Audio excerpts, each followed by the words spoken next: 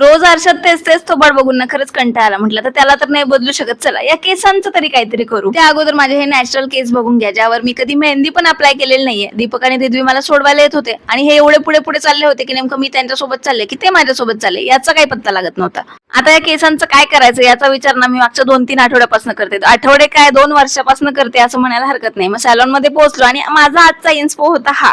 त्यानंतर जो काही त्यांनी माझ्या डोक्यावर हा तंबू बांधला होता ना, अगदी कार्टून दिसत होते. रिद्वी तर मला बघून हसत होती आणि जेव्हा कधी हा हेअर कलर काढायला सुरुवात केली, अरे रे, हेअर कलर बघून असं वाटत होतं गंडलाय का, माती खाल्ली की काय आपण. खरं तर हेअर कलर करायचा विचार मागच्या 2 वर्षापासून सुरू आहे, पण हिंमत काही होत नव्हती. आणि या सॅलॉन मध्ये मागच्या 4 चक्कर मारून झाला की कोणता हेअर कलर माझ्यावर चांगला दिसेल, त्यानंतर मी या रिझल्ट पर्यंत पोहोचले. आणि 4 तास एका जागेवर बसल्यानंतर ना आम्ही या रिझल्टला पोहोचलो होतो आणि चांगले दिसत होते मला असं वाटतं हेअर कलर. आता तुम्हाला माझा हेअर कलर कसा वाटतोय ना हे नक्की मला कमेंट सेक्शन मध्ये सांगा. त्यानंतर भरमसाठ पैसे देऊन आम्ही तिथून बाहेर निघालो आणि आता मला खरंच थोडंसं टेन्शन होतं की मम्मी पप्पांना माझा चेहरा कसा दाखवू, कारण त्यांना असले प्रकार अजिबात केलेले आवडत नाही. म्हटलं ठीक आहे, थोड्या शिव्या खाऊ पण हाऊस तर होईल. आणि माझा लुक खरंच खूप छान दिसत होता. तुम्हाला कसं वाटलं नक्की मला सांगा. भेटूया पुढच्या ब्लॉग मध्ये.